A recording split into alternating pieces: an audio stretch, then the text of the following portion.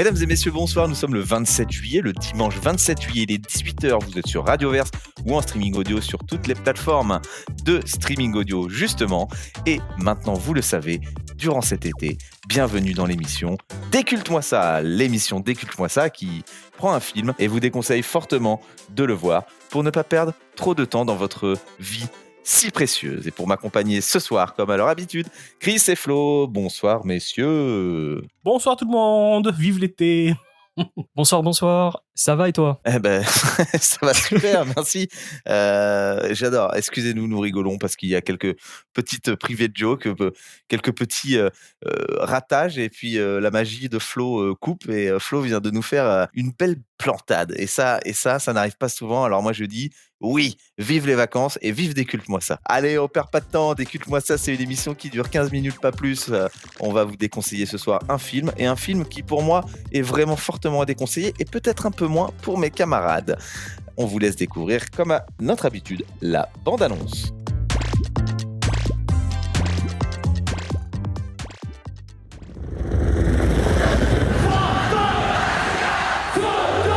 Tout réussi à Fatal Bazooka. 500 000 friends sur Facebook, 100 millions de vues sur YouTube de son dernier clip. Dédicace à tous les quartiers. Saint-Denis, Saint-Ouen, Saint-Tropez, bien, t'as vu? Aïe. En plus, Fatal a trouvé l'élu de son cœur. Tu sens mon bikini.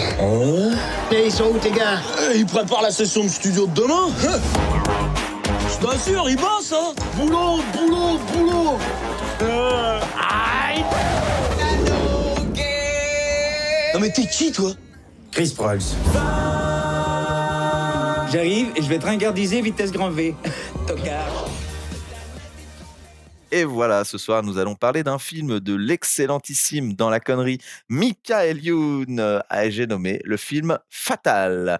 Allez Flo, je crois savoir que toi, finalement, t'es pas si déconvaincu par ce film que ça. Ouais, mais c'est ma génération tout ça. Enfin, c'est ta génération, t'étais jeune quand même. Oui, alors j'avais 10 ans, hein, mais justement, c'est ce qui permettait d'apprécier à sa juste valeur l'œuvre qui est Fatal Bazooka et Michael Youn. On comprend. Allez, on te laisse faire le pitch pour ne pas donner envie, surtout à nos auditeurs, d'aller se planter devant la télévision. Alors, Fatal de Michael Youn, sorti en 2010. Ouais, c'est une comédie parodique qui met en scène le personnage créé par Michael Youn, donc Fatal Bazooka, qui est tout simplement un rappeur, qui est le rappeur numéro 1 dans le monde de la musique, qui enchaîne tous les prix aux Music Awards et qui un beau jour va se faire détrôner par un certain Chris Prolls, sorte de pop star écolo, et on va donc suivre un peu la revanche de ce personnage qui est Fatal Bazooka. Et là, avec le surnom de Chris Prolls, déjà, on sait qu'on va passer un bon moment dans le film. Hein. Je comprends ta réaction, James. Moi aussi, je ne suis pas un fan de Michael Youn. C'est très pipi caca.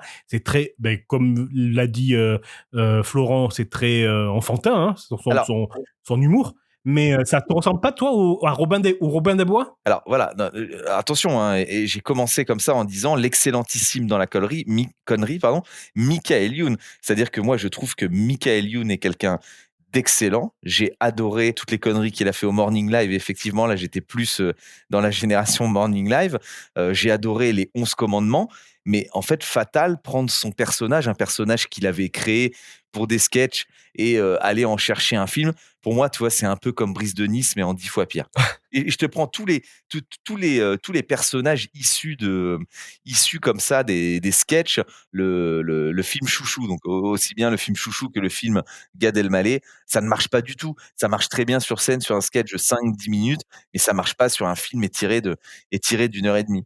Les Robins des Bois, ils ont jamais été chercher et faire des films sur leurs personnages qui marchaient sur des sketchs de 5-10 minutes. Genre La Cape et l'Épée, j'étais complètement fan des Robins des Bois, La Cape et l'Épée. Ils en ont jamais fait un film, alors ils auraient eu les moyens et le budget en tout cas pour le faire. Ah, c'est amusant que j'avais jamais vu ça comme ça, mais c'est vrai que par exemple le film des nuls, La Cité de la Peur, c'est pas inspiré de leur sketch et le film est bon. Voilà. C'est même un film culte. Exactement, tout à fait. Et dans le cas de Michael Youn, pour moi, il était obligé un peu de passer par ce personnage pour pouvoir sortir les messages qu'il avait à sortir quand il a fait Fatal. Donc tout simplement cette critique du show business, des paparazzi, tout ça, parce que tout simplement le personnage déjà, il s'inscrit dans quelque chose d'assez culte en vrai quand on y pense. C'est une sorte de, comment on dit, personnification de personnage complètement égocentrique, et pour moi il était obligé de faire de passer par le biais de ce personnage. Ça se défend, mais je suis désolé, t'arriveras pas à me convaincre ce soir, Chris. Ouais, je sais, ça va être compliqué. Le parcours de Michael Youn, pour moi, il suit une trajectoire,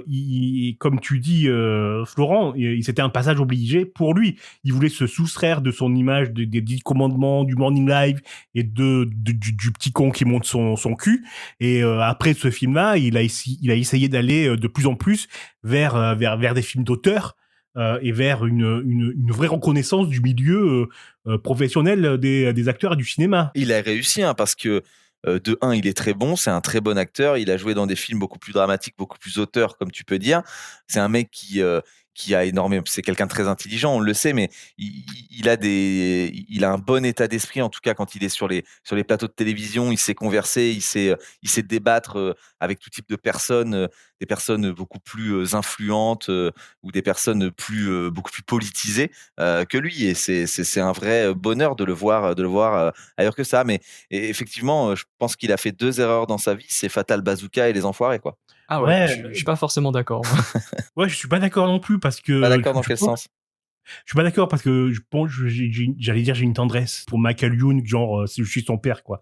Mais moi aussi, mais moi aussi comme j'ai dit encore une fois, j'affectionne le travail et le génie de Michael Youn, mais ça n'empêche pas que on peut dire qu'un génie a fait de la merde. Ouais, mais au-delà du génie, c'est un vrai artiste, quoi. C'est que tu sens sa sensibilité dans ses projets quand il parle. Non mais d'accord, non mais Chris, stop. On parle de Fatal là ce soir. Tu peux pas appliquer ce que tu viens de dire au film Fatal. Alors, je peux l'appliquer puisque c'est quand même une extension de lui, Fatal. Sur le film en lui-même, le film, il est excessif. Et il souffre de cet excès. Tout à fait. Exact. Voilà, maintenant, il faut commencer à pointer du doigt ce qui va pas dans le film, du coup, vu que c'est un peu le but de l'émission. Ouais. Merci Florent de nous recadrer. Merci de nous recadrer. Du coup, nous te laissons la parole. Moi, pour ma part, alors, je vais pas dire que j'ai adoré le film, mais je pense qu'il s'inscrit quand même parmi ces films-là qu'on pourrait considérer comme un nanar. Alors, même si c'est un film parodique et qu'il pourrait avoir une sorte d'immunité contre cette appellation qu'est le nanar, et finalement, même en tant que film parodique, je le trouve quand même extrêmement poussif. Et aujourd'hui, en 2025, même si certaines blagues sont plutôt drôles, le film tire vraiment, vraiment en longueur et n'est pas forcément intéressant sur tous ses aspects, et notamment dans ce qu'il raconte au niveau du message, parce que la critique du show business, tout ça, c'est des trucs vraiment vus et revus. Et puis, alors, c'est fait d'une manière assez créative via le personnage de Fatal Bazooka, mais c'est un peu tout ce qui est de bien. Enfin, c'est un peu tout ce qui est bien dans le film, quoi. Donc, tu as tout dit à travers tes phrases. Et moi, ce que j'ai retenu le plus, et tu as complètement raison, c'est-à-dire que tu dis le film tire en longueur, pardon.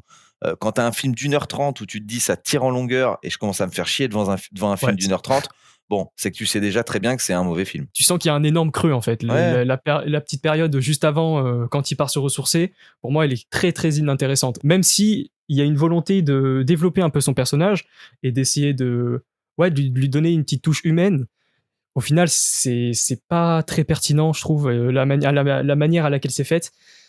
Et ça tire en longueur, tout simplement. Tout à fait. Oui, ça tire en longueur parce que le vrai sujet du film, c'est la satire du show business et des rappeurs, etc. Mais même dans ça, tu l'as dit, Florent ou James, j'ai oublié qui l'a dit. Je suis désolé, c'était pourtant il y a 2 minutes.